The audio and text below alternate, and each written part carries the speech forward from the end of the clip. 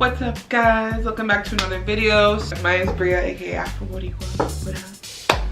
So this video is going to be about what it's like teaching in Korea and what you need to become an English teacher in Korea. My teaching experience here has been such a roller coaster. Yeah. So when I first got to Korea, I was living in a city called Pangyo, which is a little bit south from Seoul, but it's still on the subway line, so it's not that hard to get to. I was started in the school just teaching like supplemental English classes to the younger students who were between the ages of 4 and 6. And then about halfway through the year, I was promoted to a homeroom teacher. And so I was the main teacher for all subjects, like all in English though, so that's the primary focus. It was an English immersion school. Now working there, I can't tell you the name of the school, but it was not the best. Not because like my coworkers were bad or anything like that, but it was just very, very, very unorganized. Things weren't getting done in time. I would be given assignments super last minute that I had to do for the next day, or I had to plan events with no materials. Like it was just like running around with a chicken with its head cut off. Like it was not a good situation for me.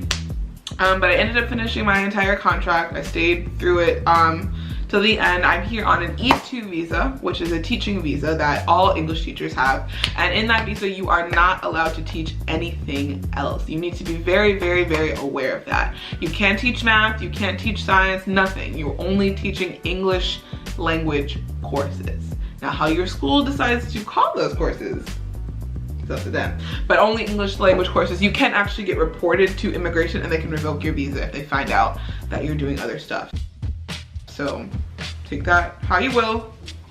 Just a lesson. Yeah, my other school I was basically doing the job of a manager but not getting manager's pay. So I was creating entire curriculums. I created the entire English curriculum for our school. I created entire lesson plans for English and Korean teachers so that we could all keep our schedules in order.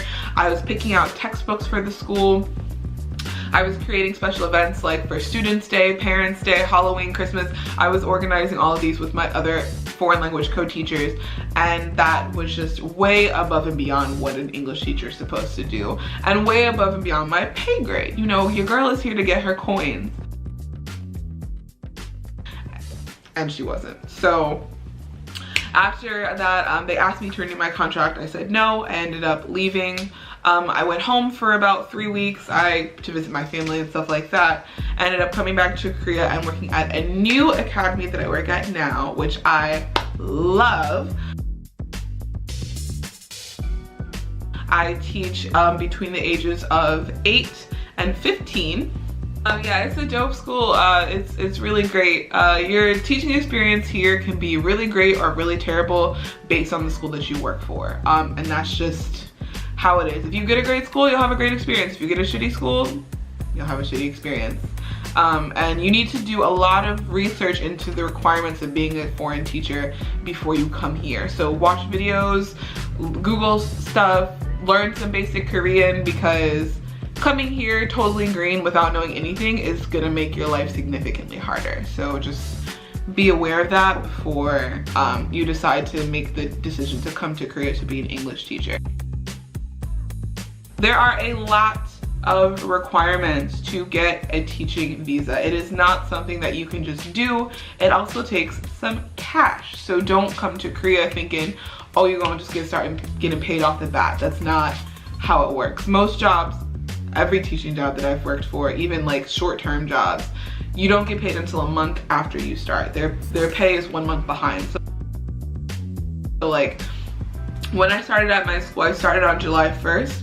They pay you for the month, like from the 1st to the 30th or 1st to the 31st, and they pay you on the 10th of the month. So like I worked from July 1st to July 31st. I got paid August 10th for the month of July only, not those first 10 days in August. And then from August 1st to August 31st, I got paid September 10th. So that's, just be aware of that when you get here. There's also a lot of expenses once you get to Korea. Most schools will provide you with housing. They don't always give you furnishings though. So you might have to buy a bed and knives and forks and bowls, things to furnish your apartment. They might give you the space, but like everything else, it's kind of up in the air. So if you're thinking, oh, I'm gonna come to Korea and start making bank,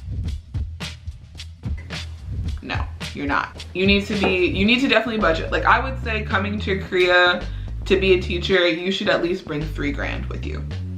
Like, you're gonna need it. You're gonna have to pay for your stuff at immigration to go to the immigration office. You're gonna have to pay for stuff for your apartment. You're gonna have to pay for a subway card. You're gonna have to pay for doctor visits. Yes, you have to get those to be a teacher. So if you engaging in some California approved entertainment, cut that out, because that's not allowed here. There's a lot of things you have to do. So I will try and go through kind of the process as best I can. Make sure you do your own research. If you're a first-time teacher, it might help to get a recruiter, because they can sometimes put you in line with schools that are used to new teachers and can help you more. This is my second job, so I got it on my own as a freelance teacher, and you know, I don't have a recruiter or anything to worry about. But if you're coming in for your first time, a recruiter might be kind of helpful. There are websites like Dave's ESL Cafe. I'll link that below. He has tons of resources on that website. I think his website is for Korea and Japan as well, I'm pretty sure. So if you're looking at teaching in Japan, you can do that as well. They have pretty similar requirements to teaching in Korea. There's also Craigslist, weirdly enough. Like, they use that to recruit for a lot of jobs here in Korea. So if you look up Seoul jobs on Craigslist, that's like a ton of schools that are hiring. Just do your research about them before you work there. But first requirement to be an English teacher, you have to graduate college. That is non-negotiable. Like, I know a lot of my friends who also have YouTube channels, people DM them all the time like, do I have to graduate college? Yes, you have to graduate from a 4-year university. That is non-negotiable. It's literally part of what the government requires. It's not like a school requires it, the government. For some other countries besides the US, it's a little bit different, but from the US, for your college. There's also only certain countries that they will accept an English teacher from. You have to be a citizen of the US or Canada or the UK or Ireland, Australia, South Africa, or New Zealand. Those are the only countries that they will accept English teachers from. It sucks, it's really dumb, because I know there are a lot of other countries who speak English perfectly fluently, but that is what they say. As you do have to have a national FBI test for your criminal record. And that's something that you can apply for. I'm pretty sure you can apply online. I think I did. And then they'll either email you the PDF of your official one, or they can mail you a hard copy, and that's what you send to the Korean immigration office in Korea to get your visa. You have to get your FBI and your diploma apostilled. It's basically a stamp showing its legitimacy. I would say get it on a copy of your diploma, because it can ruin it. So make sure you get it on a copy version of your diploma, not the real one. Oh, TEFL certificate.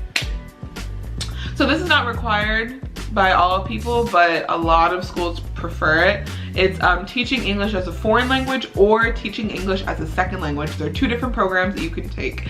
You can take them online, or you can take them in person. And they usually require a minimum of 120 hours, but if you get higher, they appreciate that as well. It's an English teaching certificate. I personally don't have one, but I've also already been teaching here for a year, so they don't really care about it as much for me. Once you apply, I don't know exactly the steps in each country, but at least for the US, you have to apply for your visa. So you have to get the contract from your school that you and your headmaster, whoever, have both signed, along with like a form that you can download from your government website or whatever. And this is just for the United States. I don't know about the other countries. And you mail it to your immigration office with your passport in it. So you do need to have a passport, obviously. And they'll give you it's almost like a tracking number. And then you submit that number to the Korean government so they can give you approval. You'll mail them your passport as well. They'll put a visa stamp in your passport. And then once you go to Korea, you'll have to go to the immigration office again. You have to fill out a drug test paper that's it's an informal paper that you yourself fill out while you're in your home state. This is like, oh, I'm healthy, I haven't had, you know, any crazy medical procedures, I'm not at risk for any health related issues, that type of thing. And then once you get to Korea, you have to make an appointment to go to the immigration office. Make that as soon as possible, because usually in the spring and the fall, when a lot of teachers are coming in, it's booked up months out.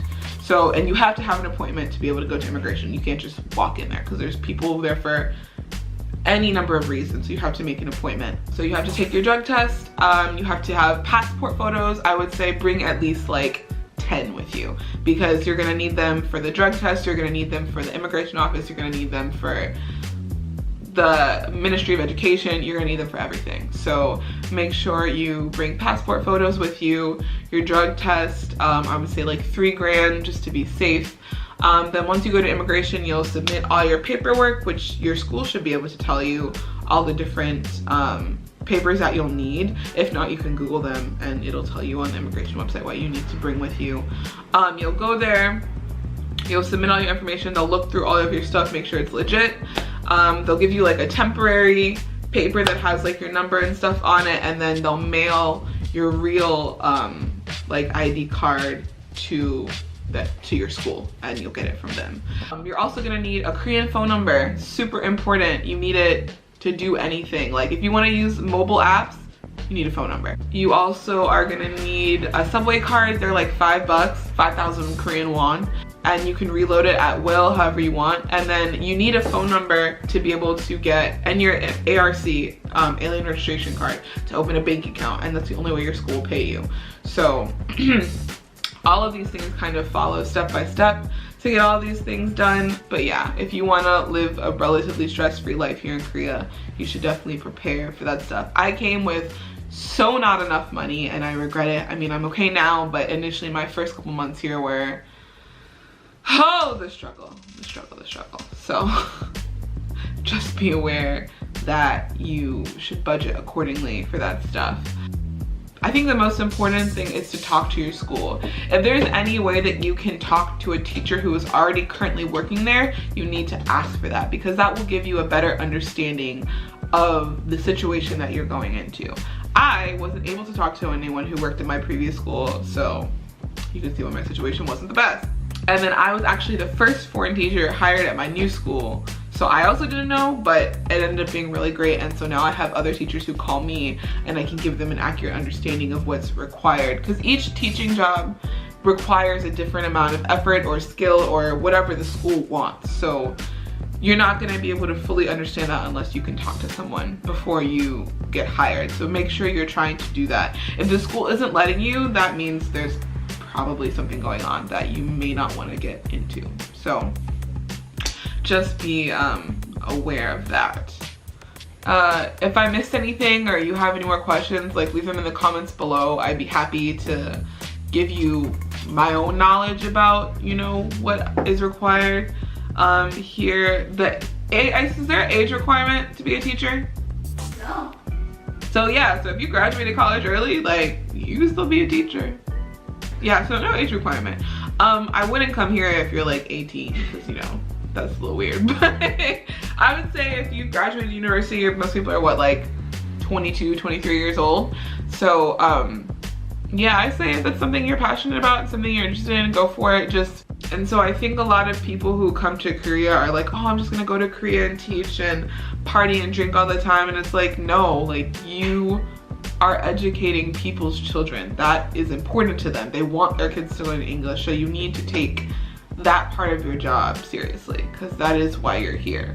And if that's not something that you care about, then this probably isn't the best job for you, and you should try and find another way to come to Korea that doesn't jeopardize other people's education, because you are an educator when you come here. So just be aware of that, because that is really important. So that's kind of all I have to say about being a teacher here. If you have any further questions, like I said, mention in the comments below. Like, subscribe, all that good stuff. And I'll see you guys in the next video. Bye.